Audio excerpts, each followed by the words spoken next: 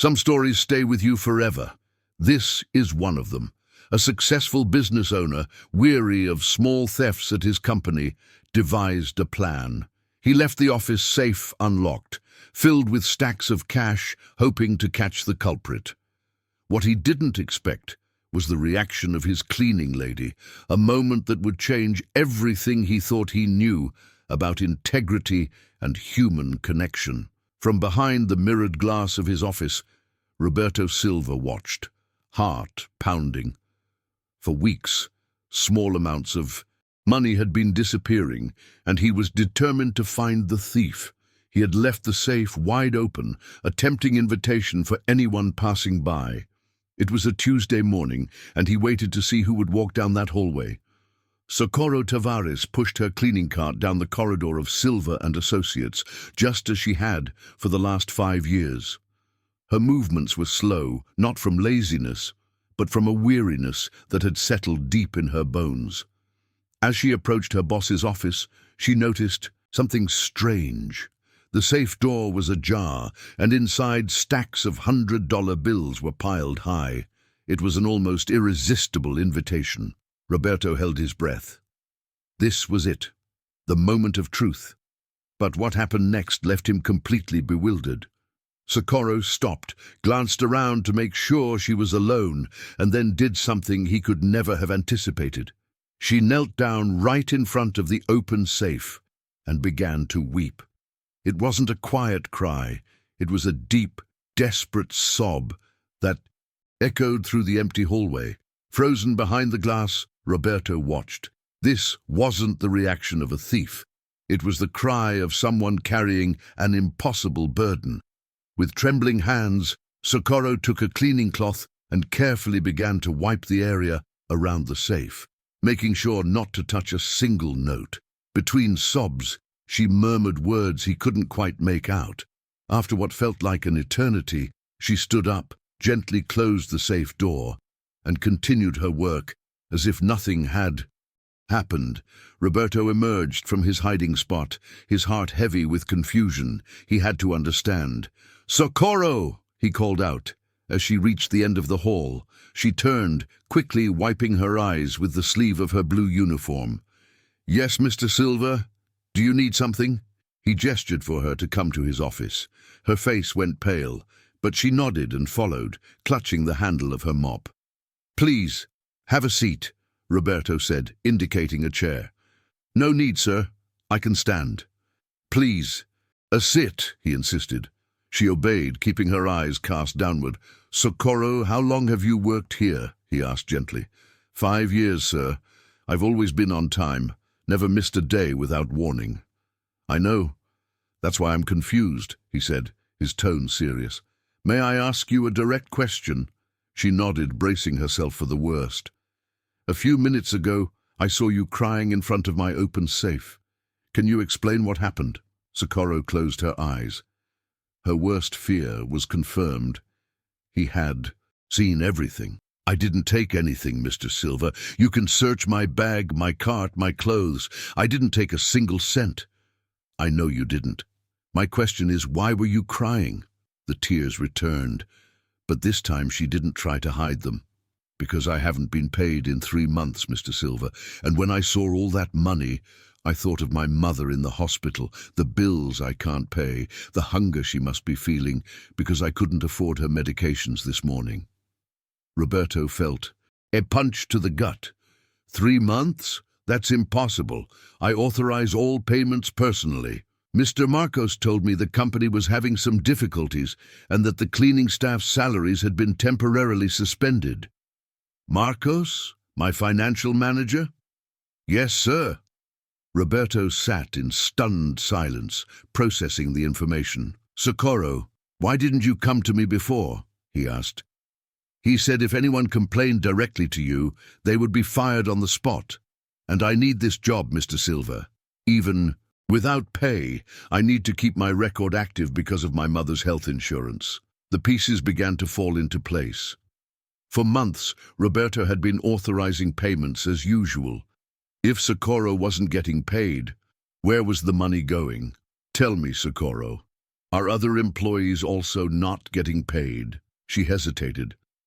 I can't speak for others, Mr. Silva. Yes, you can. I need to know the truth. She looked up, her face a mix of fear and resolve. Maria from the cafeteria hasn't been paid in 2 months. The security guard, Mr. Jones, is 4 months behind. And Sarah at the front desk, she's 6 weeks behind. Roberto stood up abruptly, pacing the room. And you all stayed silent. Why? Because Mr. Marcos said if anyone went to the authorities, he had a way to prove we were stealing company materials. He said he had documents that would prove it. What kind of documents? Roberto demanded. I don't know, Mr. Silva. I just know he showed Mr. Jones papers with his signature on them, saying it was a confession of theft. Mr. Jones swears he never signed anything like that, but the paper had his signature. Roberto felt a surge of cold fury. Marcos had been forging documents to blackmail his own employees. Socorro, listen to me carefully. You will continue to work as normal. I'm not firing anyone, but I need you to not say a word about this conversation to anyone. Can you do that? Of course, Mr. Silva. And what about your back pay? How much do you owe from these 3 months? Socorro bowed her head, embarrassed. I lost my house last month, Mr. Silva. My mother and I are living in a rented room. I owe 3 months' rent there too. My mother's medication costs $400 a week, and I've only been able to buy it every other week. What does your mother have? Diabetes and high blood pressure. She's 78 and can't walk very well. She needs controlled medication and monthly cardiologist visits. Roberto mentally calculated. Even with a small salary, the back pay plus the rent and medication would be a small fortune to her. Socorro, I'm going to give you a cash advance on your salary today. 300 is what I have in my wallet now. I'll sort out the rest tomorrow morning. Socorro's eyes welled up again. Mr. Silva, I can't accept charity. It's not charity, it's your right. This money has been yours for 3 months. But what if Mr. Marcos finds out? Leave Marcos to me. You don't need to worry about him. Roberto took out his wallet and handed her the bills. Socorro took them with trembling hands. Thank you, Mr. Silva. My mother will be able to take her medicine today. After Socorro left, Roberto immediately called his accountant. Dr. Antonio, it's Roberto. I need you to email me a detailed statement of all employee payments for the last 6 months. Now. Sure, Roberto. But wasn't Marcos in charge of that? Exactly why I'm asking. Send it directly to me. An hour later, Roberto was looking at the bank statements with growing indignation. All the payments had been authorized and transferred normally. The money was simply not reaching the employees. Marcos arrived at the office around 2, as always, confident and smiling. Good afternoon, Roberto. How was your morning? I need to talk to you. Come to my office. Of course, what is it? As soon as the door closed, Roberto got straight to the point. Marcos, how long have we known each other? 15 years, isn't it, since you started the company? Why do you ask? Because I need to ask you a very serious question, and I expect a very honest answer. Marcos's posture shifted, sensing the gravity in Roberto's tone. Of course. Ask away. Are the cleaning, security, and cafeteria employees receiving their salaries on time? Marcos hesitated for a split second before responding. Of course they are. Why do you ask? I'm absolutely sure. All payments are made promptly on the 5th. Roberto opened his laptop and turned the screen toward Marcos. Then explain this to me. The screen showed the bank statements. I don't understand, Roberto. Everything here is correct. All payments were made. They were made, yes. The question is, where did this money go? Marcos's face went slightly paler. What do you mean, where did it go? It went to the employees' accounts, obviously. Marcos, I spoke with Socorro this morning. She hasn't received her salary in 3 months. That's impossible. It must be a misunderstanding. A misunderstanding? She lost her house, Marcos. She's living in a rented room with her sick mother because she has no money for rent. Roberto, I don't know what's happening. I'll check right away what could have happened. I already checked. The money left our account, but it didn't arrive in her account, or in Mr. Jones's, or in Maria's, or in Sarah's. Marcos fell silent for a few seconds. It must be a banking problem. I'll contact the bank right now. No need, I already did.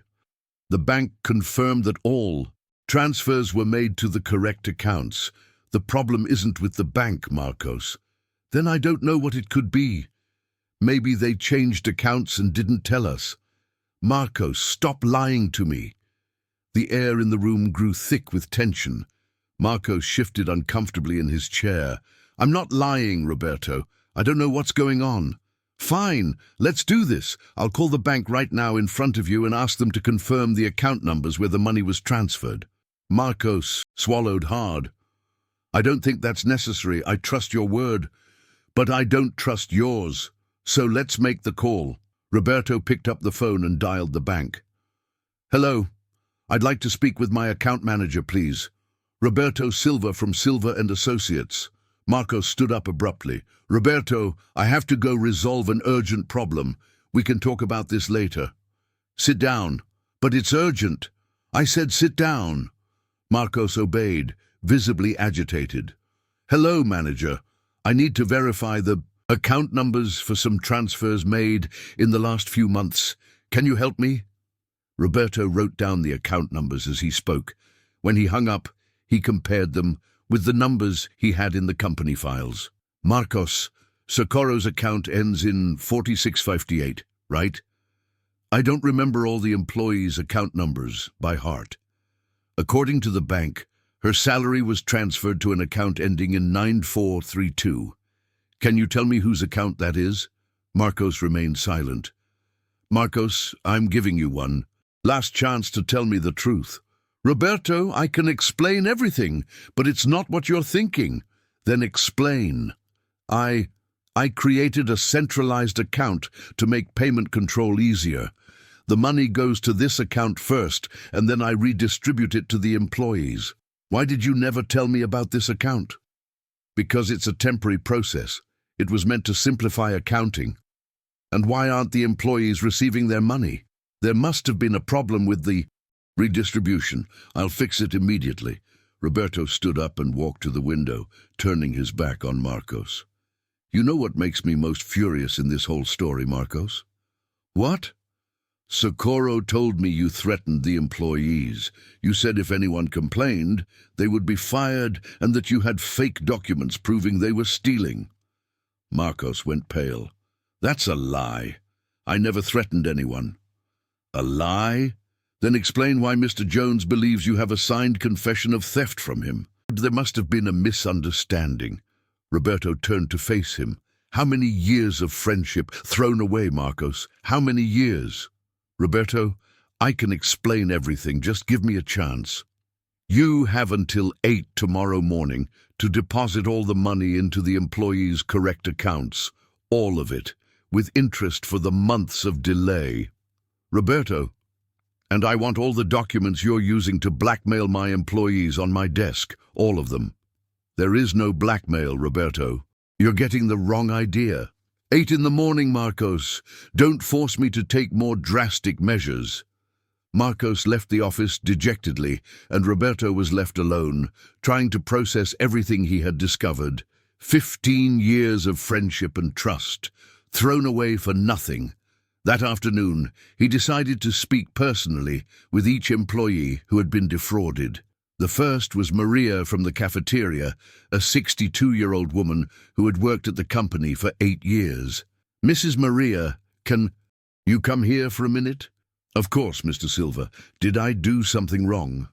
No, quite the opposite. I want to apologize. Apologize for what? I found out you haven't received your salary in 2 months. Maria's face immediately hardened. Who told you that, sir? It doesn't matter. What matters is that I didn't know, and I want to fix it. Mr. Silva, Mr. Marcos told me that if I complained to you, he would show papers proving I was taking food from the cafeteria home. What papers? He said he had footage of me putting things in my bag. Mrs. Maria, have you ever taken food from the cafeteria home? She bowed her head, embarrassed. "Only once, Mr. Silver. My grandson was in the hospital, and I had no money to buy him anything to eat. I took a piece of bread and a juice, but it was only once, I swear." "And did you pay later?" "Yes, I did. I deducted it from my salary the next month." "Then there was no theft. You bought the food." But Mr. Marcos said that didn't matter, that it could be interpreted as theft. Roberto shook his head, indignant. "Mrs. Maria, starting tomorrow you will receive your salary normally, and I'm depositing today what you're owed from the 2 months of delay." Tears appeared in the woman's eyes. "Thank you so much, Mr. Silver. My wife will be very happy. She's been in the hospital for a month. I couldn't afford a private hospital and had to take her to the public one, but they don't have the medication she needs." Roberto felt a pang in his chest, another family destroyed by Marcos's greed. "What's wrong with your wife?" "Lung cancer, Mr. Silver. She never smoked, but she got this awful disease. The medication costs $2,000 a month." "Mrs. Maria, I'm giving you an advance now, 500, and tomorrow I'll deposit the rest." "Mr. Silver, I don't have the words to thank you." Next was Mr. Jones, the security guard, a 55-year-old father of 4. "Mr. Jones, I need to talk to you." "Yes, boss. I heard you're having financial problems." Jones immediately tensed. "I'm not complaining about anything, boss. I know the company is going through some difficulties." "What difficulties?" Mr. Marcos explained that the salaries were delayed because of a crisis. "Mr. Jones, this company is not in a crisis. Someone is lying to you." "What do you mean, boss?" "Marcos has been embezzling your salaries. I authorize the payments every month, but the money isn't reaching your accounts." Jones was silent, processing the information. "So you're saying that I've been robbed for 4 months, but he showed me some papers saying I had signed a confession of theft. He said if I complained, he would report me." "What theft?" "He said I was sleeping on duty, and that was abandonment of post, which could be interpreted as salary theft." "Did you ever sleep on duty?" Jones hesitated. "Only once, boss. It was the day my daughter was born. I spent the whole night at the hospital and came straight to work. I ended up dozing off for a couple of hours in the morning." "And did you tell anyone you were tired?" "Yes, I did, but there was no one to cover for me." "Then there was no abandonment of post. You were tired for a good reason and still came to work." "But the paper he showed me had my signature falsified." Jones was furious. "That bastard deceived me all this time." "Mr. Jones, calm down. I'll fix everything. From tomorrow on, you'll receive your salary normally." "Boss, you have no idea what I went through these 4 months. My wife had to go back to work as a cleaner, even with her back problems. My children are eating only rice and beans. I had to take them out of private school." Roberto felt another stab of guilt. How many families had been destroyed by Marcos's actions? "How many children do you have?" 4. 3 in school and a 2-year-old. The oldest had a scholarship to a good school, but I lost it because I couldn't pay the enrollment fee." "Which school?" "Santa Ynez College, over in Villa Maddalena. I'll call them tomorrow. Let's see if we can fix this." "Boss, you don't have to." "Yes, I do. It's the least I can do after letting this happen in my company." Finally, Roberto spoke with Sarah, the receptionist, a 28-year-old single mother. "Sarah, can you come here?" "Of course, Mr. Silver." "I heard you're facing financial difficulties." Sarah got nervous. "Mr. Silver, if it's about that day I was late, I can explain. My son had a fever." "It's not about being late. It's about your salary. Are you receiving it normally?" Sarah hesitated. "I'm a few days behind, but that's normal." "Sarah, tell me the truth. How long have you not been paid?" She started to cry. 6 weeks, Mr. Silver, but Mr. Marcos said it was temporary." "And what have you been doing to get by?" "I've been selling things from my house. I sold the TV, the microwave, some clothes, and my sister has been helping me with food for my son." "How old is your son?" 5. He's in public school, but he needs school supplies, a uniform, things like that. And his father. I haven't had contact with him in 3 years. Roberto took more money from his wallet. Sarah, this is for you to buy whatever you need for your son today. I'll deposit everything you're owed tomorrow. Mr. Silva, thank you so much. My son has been asking for a new notebook for 2 weeks, and I couldn't afford to buy one. That night, Roberto couldn't sleep. He kept thinking about how Marcos had managed to deceive him for so long. More than that, he thought about the suffering his employees were enduring while he lived comfortably, completely unaware. The next morning, he arrived at the office at 7 a.m. Marcos was already there, waiting. Roberto, I managed to fix everything. I deposited the money into the correct accounts. All the employees? Yes, all of them, with interest for the months of delay. And the documents you were using for blackmail? Marcos handed him a folder. Here are all of them. Roberto opened the folder and found copies of documents with signatures that looked authentic, but had clearly been forged. Marcos, you know what makes me saddest about this whole story? What? That you had the audacity to forge documents to blackmail honest, hard-working people. Roberto, I can explain. I don't want any more explanations. I want your resignation on my desk by noon.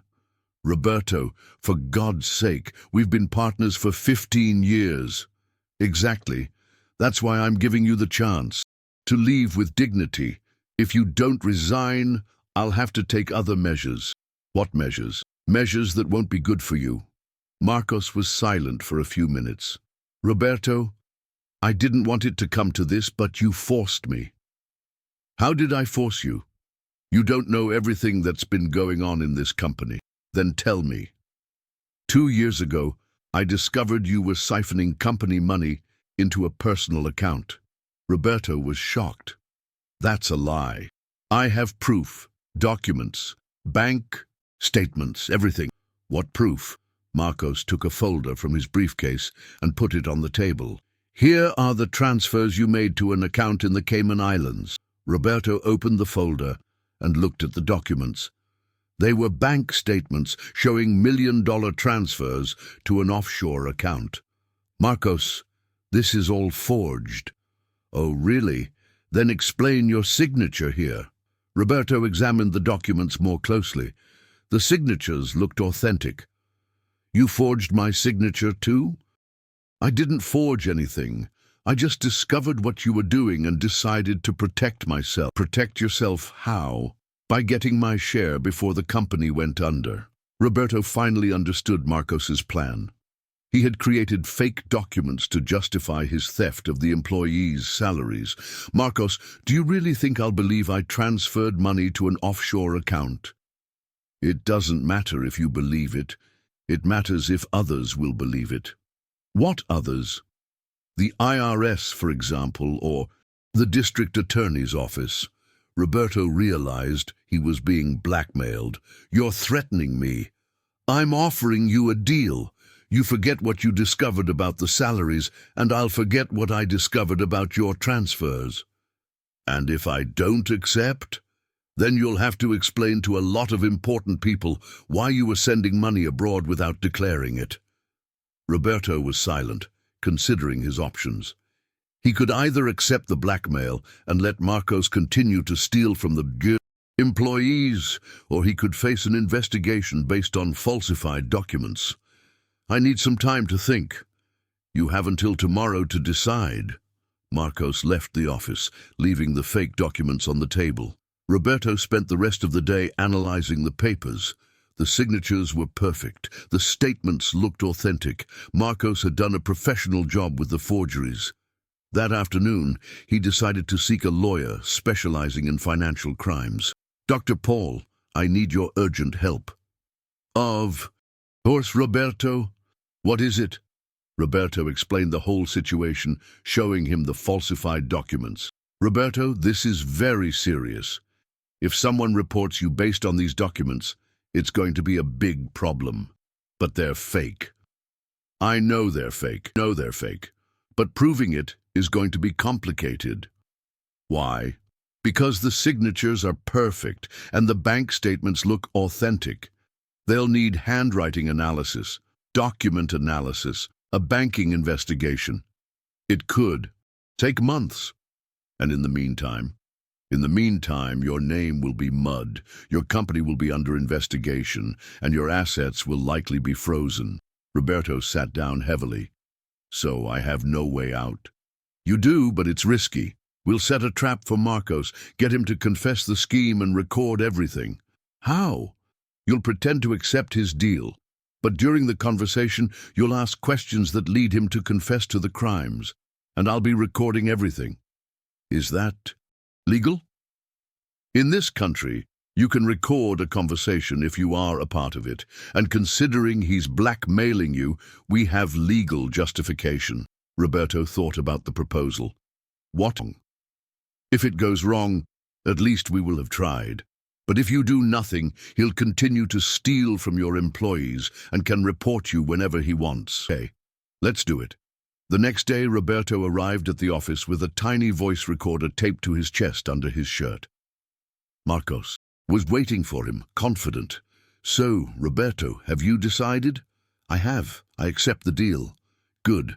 I knew you were smart, but I need to better understand how this will work. What do you mean? I want to know exactly how you discovered these transfers and how you guarantee you won't use it against me in the future. Roberto, you don't need to worry about that. I do. If we're going to be partners in this scheme, I need to know all the details. Marcos hesitated for a moment. Okay, I'll tell you. Go ahead. 2 years ago, when you went on vacation, I was in charge of the company. That's when I discovered you had made some suspicious transfers. What transfers? Don't you remember? There were 3 transfers of 100,000 each. Roberto knew he had never made those transfers, but he pretended to remember. Oh yes, but how did you find out? I was checking the bank statements and I saw the transfers.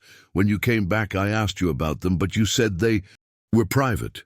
And then I did my own investigation. I discovered the money went to an offshore account. And how did you get access to that information? I have my contacts at the bank. Roberto realized Marcos was contradicting himself. If he had discovered real transfers, he would have confronted Roberto at the time. Marcos, one question. If you discovered this 2 years ago, why are you only using it against me now? Because only now did you discover what I was doing with the salaries. Ah, so you admit you were embezzling the salaries? Marcos realized his mistake too late. Hey, it's not exactly like that. Then how? Don't let's complicate things. The important thing is that we reached a deal. But I want to understand exactly how you were diverting the salaries. Come on, Marcos. We're partners now, remember? Marcos sighed. I created a centralized account. The salary money would go to this account before going to the employees. And you'd keep a part? I'd keep what I needed to cover the losses from your transfers. What losses? Well, if you were taking money from the company, someone had to replace it, right? Roberto had gotten the confession he needed. Marcos had admitted that he was embezzling salaries and that he had created the false evidence of the offshore transfers. I see. And how much were you keeping a month? 20? 30,000? It depended. And how long have you been doing this? About 8 months. Roberto mentally calculated. 8 months, 30,000 a month. Marcos had stolen almost $250,000. Marcos, what if the situation turns around? What if someone finds out what you're doing? Impossible. Only you and I know about this. But what if evidence shows up? What evidence? I destroyed all the compromising documents. What documents? The receipts for the transfers to the account. The fake contracts I used to justify the expenses. Everything. Roberto had gotten more than he hoped for. Marcos had not only confessed to the embezzlement, but also to the destruction of evidence. All right, Marcos, I think we can work together. Good. I knew you were smart. They shook hands, sealing the false agreement. As soon as Marcos left the office, Roberto called his lawyer. Dr. Paul, I got everything. He confessed to the embezzlement, the document forgery, and even admitted he destroyed evidence. Perfect. I'll prepare all the paperwork. We can file the report tomorrow. And what about the fake documents he has against me? With the recorded confession, we can prove they are forgeries. He himself said he created fake evidence. Roberto hung up, relieved. There was finally a light at the end of the tunnel, but his happiness was short-lived. When he got home that night, he found his wife, Clara, crying in the living room. Clara, what happened? Roberto, you need to tell me the truth about something. What is it? I got a call this afternoon. Someone said you were being investigated for tax evasion and money laundering. Roberto felt the world crash down. Who called? I don't know. It was a man's voice. He said he was from the district attorney's office and that they had evidence against you. Clara, that's a lie. It's a setup by Marcos. A setup? Roberto told his wife the whole situation. The discovery of the embezzlement, Marcos's blackmail, the recording of the confession. But Roberto, why would someone call here? Because Marcos discovered. I recorded the conversation. He must have seen the recorder or suspected something, and now he's trying to destabilize me before I report him. Roberto immediately called his lawyer. Dr. Paul, we have a problem. Marcos found out what we did. How do you know? Because someone called my house pretending to be from the district attorney's office. Roberto, this changes everything. We have to speed up the process. I'll file the report first thing tomorrow morning. Will there be enough time? There has to be. If he files a report against you first, it will be more complicated to prove it's all fake. Roberto spent another sleepless night, imagining all the possibilities. What if Marcos really managed to prove the false accusations? What if the justice system believed him? The next morning, he arrived at the office determined to confront Marcos again, but when he got there, he found the whole company in an uproar. Mr. Silva, Sarah came running towards him. The company is being investigated. What do you mean? Men arrived here early this morning with a search and seizure warrant. They took a lot of documents and computers. Roberto's legs felt weak. Marcos had acted first. Where are these men? They left about 20 minutes ago, but they left a paper for you. Sarah handed Roberto a summons to appear at the police station that same day. Roberto immediately called his lawyer. Dr. Paul, he acted first. The company was investigated this morning. Roberto, come to my office now. We need to prepare for the hearing. What hearing? The police will want to hear from you today. We have to prepare your defense. Roberto spent the next few hours at the lawyer's office, preparing for the interrogation. They brought all the evidence they had, the recording of Marcos's confession, the real bank statements, the employees' testimonies. That afternoon, Roberto presented himself at the police station accompanied by his lawyer. Mr. Roberto Silva. Yes, that's me. Please have a seat. I'm here to hear your version of the complaints that have been made against you. What complaints? You are being accused of tax evasion, money laundering, and illegal foreign transfers. Roberto swallowed hard. Detective, these accusations are all false. I have evidence that proves it. You can present your evidence. The lawyer handed the detective all the documentation they had prepared. Detective, my client is the victim of a set up by a dishonest employee. We have here the recording of that employee's confession, admitting that he forged documents and embezzled money from the company. The detective analyzed the documents and listened to the recording. Interesting. But can you explain these transfers? The detective showed him the same fake documents Marcos had presented to Roberto. Detective, these documents are falsified. The signatures are imitations of my real signature. Can you prove that? We can have a handwriting analysis done, and we can also consult the banks. I'm sure there is no record of these transfers in the banking systems. All right. I'll request the necessary expert reports, but in the meantime, you'll have to hand over your passport and remain available to the authorities. Roberto handed over his passport, knowing that his life had completely changed in that moment. In the following days, news of the investigation spread throughout the city. Roberto had to face not only the legal problems, but also public embarrassment. Some clients cancelled contracts, suppliers demanded advance payment, and employees became insecure about the future of the company. But what hurt Roberto the most was Socorro's reaction. "Mr. Silva," she approached him late one Friday afternoon, "I need to talk to you." "Of course, Socorro, what is it?" "People are saying you're being investigated for stealing company money."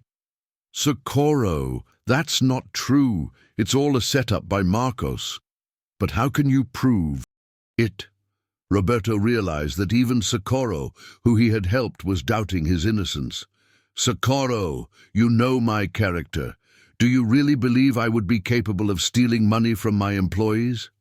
"I don't know, Mr. Silva. Mr. Marcos always spoke well of you. If he's accusing you..." "Marcos is the one who was stealing from you all. Did you forget that it was him who prevented you from getting paid for months?" "But he explained that it was you who ordered the salaries to be cut." Roberto was shocked. "He said what?" "He said you had ordered payments to be suspended because you were having personal financial problems." Roberto realized Marcos had managed to completely invert the situation. Now the employees believed he was the villain of the story. "Socorro, do you have a recording of our first conversation, when I found you crying in front of the safe?" "No, sir." "Then it's my word against his." "Yes, Mr. Silva." Roberto saw in Socorro's eyes that she no longer believed him, and if she, who had been directly helped by him, doubted him, what about the other employees? That night, Roberto had a difficult conversation with his wife. "Clara, I think it's best for you to take the kids and go to your sister's for a few days." "Why?" "Because this could get worse, and I don't want you to be embarrassed." "Roberto, you didn't do anything wrong. Why are you running?" "I'm not running. I'm protecting you." "From what? The media, the neighbors, the gossip. Did you see how people are looking at us?" Clara knew Roberto was right. That morning, when she went to the supermarket, some people had looked at her strangely and whispered when she passed. "Hey, but I'll only stay for a few days. As soon as this is resolved, I'm coming back." "Thank you for understanding, Clara. I trust you. I know you didn't do anything wrong." "How can you be so sure?" "Because I've known you for 20 years. You're incapable of hurting anyone, much less stealing." Roberto hugged his wife, feeling grateful that at least one person believed in him. The following week, the first results of the investigation came in. The handwriting analysis confirmed that the signatures on the documents were forged. "Roberto," the lawyer called, excited, "we have good news. The expert proved you didn't sign those documents. Now we'll prove that it was Marcos who forged everything." "How?" "I'm going to request a broader analysis, compare his handwriting with the forgeries, and I'm also going to ask to trace where these documents came from." In the meantime, Roberto had to live with suspicion and distrustful looks. Some old clients avoided greeting him on the street. Others asked indirect questions about the company's situation. But the worst part was seeing the employees suffering. With the company under investigation, many suppliers stopped delivering and some clients cancelled contracts. This meant less work and consequently less money to pay salaries. Roberto had to make a difficult decision: use his personal savings to keep the employees afloat. "Mrs. Maria," he called the cafeteria employee, "I want you to know that regardless of what's happening, your salaries will continue to be paid normally." "Mr. Silva, you don't have to. We know the company is going through difficulties. These aren't the company's difficulties, they are mine, and I won't let you all pay for it." Maria was moved. "Mr. Silva, can I say something?" "Of course. At first, when I heard about the investigation, I thought you might have actually done something wrong, but seeing how you're fighting to protect us, I'm sure you're innocent." "Why are you so sure?" "Because a guilty man would run away. He wouldn't stay here spending his own money to pay his employees." Roberto felt a huge sense of relief. At least one person had started to believe in him again. "Mrs. Maria, can I ask you a favor?" "Of course." "Can you talk to the other employees? Explain that I haven't abandoned them and that I will fight to the end to prove my innocence." "You can count on me, Mr. Silva. I'll talk to everyone." In the following weeks, Roberto saw the employees gradually regaining their trust in him. Socorro was one of the last to be convinced, but when she was, she became one of Roberto's biggest advocates. "Mr. Silva," she approached him one Thursday afternoon, "I want to apologize." "For what?" "For doubting you. I should have trusted you from the beginning." "Socorro, it's natural that you... We're all confused. Marcos is very convincing. But you helped me when I needed it most. I should have remembered that. And you did. That's why you're here now." "Mr. Silva, can I tell you something?" "Of course." "Yesterday I talked to other cleaners from nearby buildings. You know what I found out? That Mr. Marcos was offering accounting services to other companies, using our company's name as a reference." Roberto was interested. "How so?" "He said he was a partner at Silva and Associates and could offer cheaper services than the competition. And he got clients. He got at least 3 small companies in the area." Roberto realized he had discovered another piece of the puzzle. Marcos wasn't just embezzling company money. He was also using the company's name to get private clients. "Socorro, can you give me the names of those companies?" "I can. But why is it important?" "Because it could be more proof that Marcos was acting dishonestly." Roberto passed this information to his lawyer, who immediately began investigating Marcos's parallel activities. "Roberto," the lawyer called a few days later, "we found something interesting. Marcos really was providing private services using your company's name. Is that a crime?" "Depending on how it was done, it could be misuse of a trademark, unfair competition, and even fraud." "How so?" "If he was charging for the services and not reporting any of it to the company, that's fraud. If he was using your signature on the contracts, that's document forgery." Roberto felt a glimmer of hope. They finally had concrete evidence against Marcos. "And now? Now we'll present this evidence to the detective. With this, plus the confession recording, plus the handwriting analysis, we have a solid case." At the end of that week, Roberto was again called to the police station, but this time the situation was different. "Mr. Roberto Silva," the detective said, "after analyzing all the evidence, we've come to the conclusion that you were the victim of an elaborate hoax." Roberto felt an incredible sense of relief.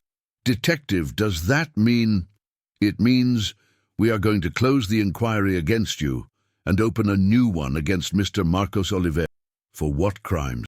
"Fraud, document forgery, misappropriation, misuse of a trademark, and unfair competition. We may find more crimes as the investigation progresses." Roberto left the police station with a sense of freedom he hadn't felt in months. The first thing he did was call his wife. "Clara, it's me. It's all resolved." "What do you mean resolved?" "The investigation proved I'm innocent. Marcos is the one who will be investigated now." "Roberto, what a relief. I'm coming home right now. Bring the kids. I want to hug everyone." The second thing Roberto did was gather all the employees to give them the news. "Folks," he said, visibly emotional, "I want to tell you that the investigation proved my innocence. Marcos was the real criminal." The employees applauded, and some even cried with emotion. "Mr. Silva," Socorro said, "we always knew you were innocent." "Not everyone knew, Socorro, and that's okay. The important thing is that the truth has come to light." "And what's going to happen to Mr. Marcos?" asked Mr. Jones. "He will face justice for the crimes he committed and will have to give back all the money he stole." "And the company?" Sarah asked. "The company will continue to function normally. In fact, it will function better than because now we know that everyone is being paid correctly." In the following months, Roberto had to rebuild the company's reputation. Some clients returned, others were won over little by little. The story of how he had protected his employees during the crisis spread, and many people began to see him as an example of integrity. Marcos was arrested and sentenced to 5 years in prison for the crimes he had committed. During the trial, he tried to justify his actions, saying that Roberto earned much more than the employees and that he was just redistributing the wealth. Roberto watched the trial and felt more pity than anger for Marcos. 15 years of friendship thrown away for greed. After the trial, Socorro approached him. "Mr. Silva, can I say something?" "Of course, Socorro. Have you ever thought about how all this started?" "What do you mean?" "It all started because you left the safe open to test people's honesty." Roberto smiled. "That's true. And in the end, you discovered that the most dishonest person was the one you trusted the most." "I did. But do you know what the most important part of this whole story was?" "What?" "It was when you saw me crying in front of the money and decided to help me instead of firing me." "Why?" "Because that showed your true character. Any normal boss would have thought I was there to steal, but you saw that I was suffering and you wanted to help." Roberto was moved by Socorro's words. "Socorro, can I tell you something? That day changed my life too." "How?" "Because it made me realize I was a distant boss. I didn't know my employees' struggles. I didn't know you were suffering. And now I'm going to make a point of getting to know each of you, knowing your stories, your needs, your dreams. Mr. Silva, you already do that. You paid for Mr. Jones's daughter's school, you helped with Mrs. Maria's wife's treatment, you gave me money for my mother. That's the least I can do." "It's not the least, Mr. Silva. It's the most. Most bosses only care about profit." Roberto reflected on Socorro's words. Maybe she was right. Maybe the whole ordeal had served to teach him something about leadership and humanity. A few months later, Roberto decided to implement some changes in the company. He created an employee assistance program with medical and psychological help. He instituted monthly meetings where each employee could talk directly to him about anything. "Mr. Silva," Socorro approached him at one of these meetings. "Can I make a suggestion?" "Of course. Why don't you tell your story to other companies? Your story of how you discovered you were being robbed by your own partner and how it made you rethink your relationship with employees. Do you think anyone would be interested?" "I'm sure of it. How many bosses out there must be going through the same situation without knowing it?" Roberto liked the idea. He began to give talks to other entrepreneurs, sharing his experience and teaching them how to identify signs of internal dishonesty. "The first thing I learned," he would always say in his lectures, "is that the honesty test shouldn't be for the employees. It should be for the managers and partners." "Why?" someone would always ask from the audience. "Because regular employees rarely have access to the company's money, but managers and partners do. And when a person has easy access to money, the temptation is much greater." And how do you identify a dishonest manager? Pay attention to the signs. If employees start complaining about salary delays, but the bank statements show the payments were made, something is wrong. If a manager always has excuses for everything, if he avoids giving detailed explanations, if he tries to isolate you from your employees, be suspicious. And what was the most important lesson you learned? That the true wealth of a company is not in the money it earns, but in the trust that exists between the people who work there. A year after the safe incident, Roberto organized a party to celebrate overcoming the crisis. All the employees were there, including some who had been hired recently. "Folks," Roberto said, raising a toast, "I want to thank you all for staying by my side during the most difficult moments." "Mr. Silva," Socorro interrupted, You don't need to thank us. We thank you for having a boss who cares about us. Socorro is right, Mr. Jones said. I have friends who work at other companies and have never seen a boss who pays for an employee's child's private school, or who visits an employee in the hospital, Maria added, or who holds meetings every week just to ask if we're doing okay, said Sarah. Roberto was moved by their words. You know why I do all this. Why? They asked in unison. Because I learned that a company is like a family. And in a family, when one member suffers, everyone suffers. When one member is happy, everyone is happy. Mr. Silva, Socorro said, can I say one more thing? Of course.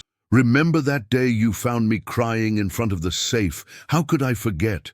That day I wasn't just crying because of the lack of money. I was crying because I felt invisible, like I didn't matter to anyone. Now I know I matter, that my family matters, that my problems matter, and that is priceless. Roberto realized he had learned the most valuable lesson of his life, that a company's success is not only measured by profit, but by the happiness of the people who are a part of it. 2 years later, Silva and Associates had become the most respected accounting firm in the region, not because it was the biggest or the richest, but because it was known for the way it treated its employees. Roberto never had to perform honesty tests again, not because there were no more risks, but because he had created an environment of mutual trust where honesty was a given.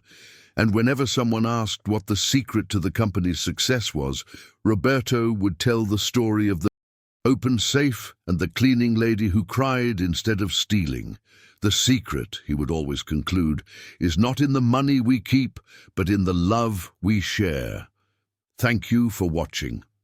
May this story inspire your day. Like, share, and stay tuned for more.